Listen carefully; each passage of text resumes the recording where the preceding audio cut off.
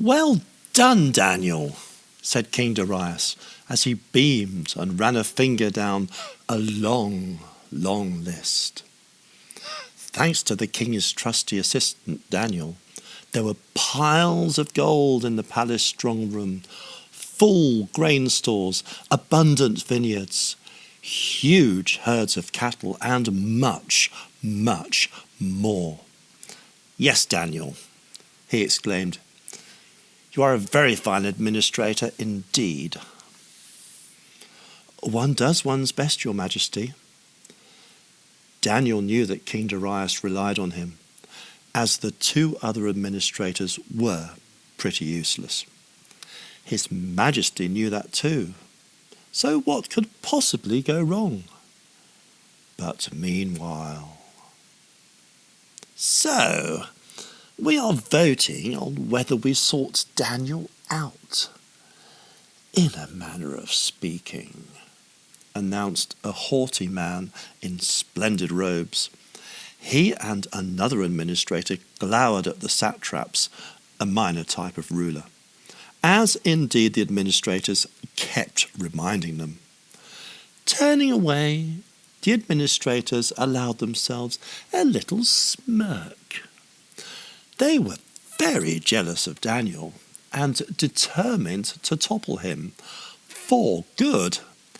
"And," snarled the other administrator, "we recommend strongly that Daniel is sorted out, in a manner of speaking." They knew they scared the satraps and purred with satisfaction as they ran the jewelled fingers through their glossy beards, releasing a heady aroma of costly perfumes and oils. Oh yes, we agree," exclaimed the satraps, not daring to do otherwise. If Daniel were there, he definitely wouldn't have agreed. After all, not many people vote to have themselves sorted out, and everyone understood what the administrators meant by sorted out. "So, how to get rid of that self-righteous little toad, Daniel?" said one of the administrators at lunch. "We can't touch him, because he's King Darius's little pet." "Yes," said the other. "Do you realize how much he earns? And he's an administrator just like us, and he has the king's ear. Dangerous man, that Daniel, but I think I have a plan." The administrators went to the palace and were shown into the royal throne room. They bowed in that creepy, grimacy sort of way that makes you want to go, "Ah!" and lie down in a darkened room until you get over it. As they approached the royal throne, they spoke in tones of great sliminess. "Sire," they were, it has to be said, world-class grovellers. "Sire, it is most, most generous of you." Yes, yes," waved King Darius agitatedly. "Get on with it." Of course, sire." And one of the administrators unravelled their plan. "You see, Your Majesty, Daniel is a fine fellow, but he doesn't worship you, and..." "And," interrupted the other, "we do, Your most munificent and gracious Majesty." The king was fuming. Lunch was delayed. Slow cook, quick peacock, big palace garden. You get the picture. And the only thing worse than a bad-tempered, all-powerful king is a peckish one. "Get on with it, man." Yes, of course, sire. Sorry, sire.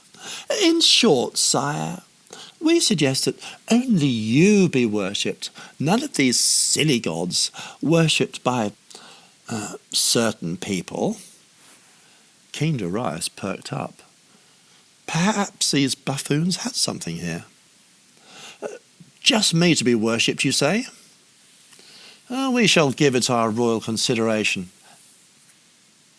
And so it became law that none was to be worshipped but the king himself. Now, Daniel wasn't keen on this at all. He knelt by the window and looked up to the stars. "Whatever happens, Lord," he exclaimed, "I will never disown you.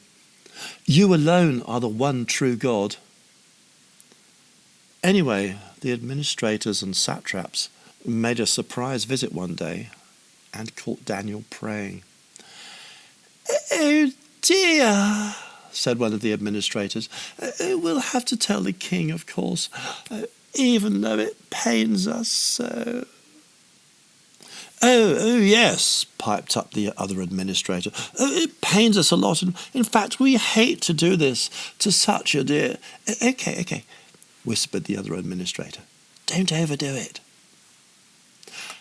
Daniel was put on trial. He knew he'd be fed to the lions, but he stood by his principles and refused to give up his devotion to God. King Darius tried to save his brilliant administrator, who was miles better than the other two put together, but to no avail.